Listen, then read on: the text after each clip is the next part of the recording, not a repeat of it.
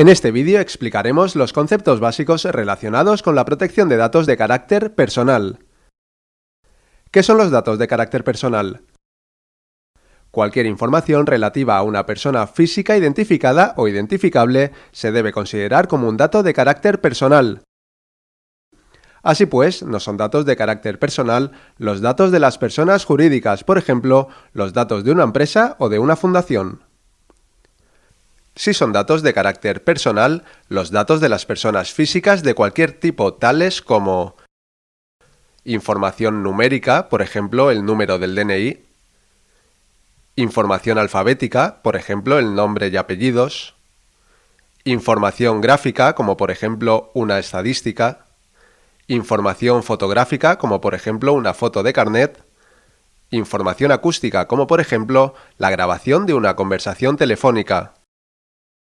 Pero ojo, estos datos tienen que identificar a la persona o permitir identificarla, por lo que no se consideran datos personales, por ejemplo, los datos disociados o separados de un individuo.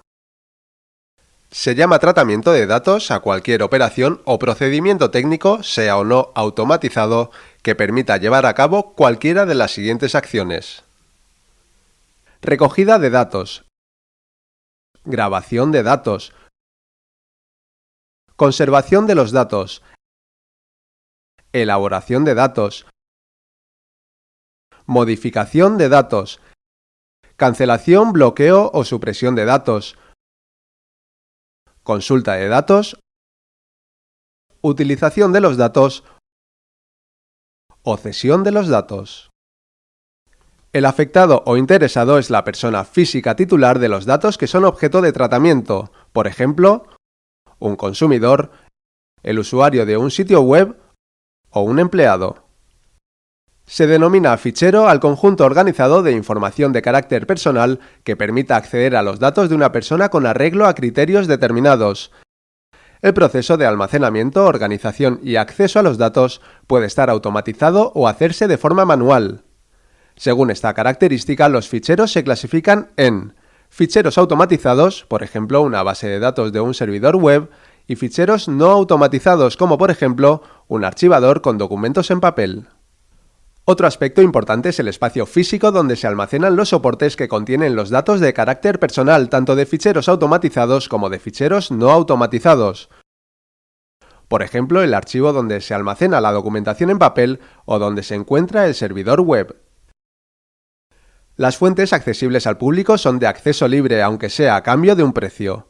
Estas fuentes pueden ser utilizadas para obtener datos de carácter personal sin necesidad de disponer del consentimiento de la persona afectada. Tan solo se consideran fuentes accesibles al público los diarios y boletines oficiales, los listados de profesionales colegiados, las guías de servicios de comunicaciones electrónicas, los medios de comunicación y el censo promocional. El responsable de un fichero o tratamiento es la entidad, persona o el órgano administrativo que decide sobre la finalidad, el contenido y el uso del tratamiento de los datos personales. Por ejemplo, una empresa será la responsable de los ficheros que contienen datos relativos a sus empleados y clientes. Se denominan usuarios a las personas que tratan datos de carácter personal dentro de una entidad, por ejemplo, los empleados de una empresa. El responsable de seguridad es la persona designada por el responsable del fichero para controlar que las medidas de seguridad exigibles sean aplicadas correctamente. Se califica como incidencia a cualquier anomalía que afecte o pueda afectar a la seguridad de los datos, por ejemplo, cuando un virus afecta a un dispositivo conectado al sistema de información, o cuando no se guarda la debida diligencia por algún usuario en la custodia de sus claves de acceso a un fichero de datos personales. La cesión o comunicación de datos se produce cuando el responsable del fichero o del tratamiento revela datos de carácter personal a un tercero, es decir, a una persona distinta del interesado. Por ejemplo, cuando una empresa cede los datos de sus clientes a otra empresa. La cesión de datos tiene una excepción. No se considera comunicación de datos cuando el acceso de un tercero a los datos sea necesario para la prestación de un servicio al responsable del tratamiento. En este supuesto, al tercero que trata los datos por cuenta del responsable se le denomina encargado del tratamiento. Por ejemplo, la empresa contratada para el mantenimiento de una aplicación informática o la gestoría laboral que confecciona las nóminas de los empleados del responsable del fichero.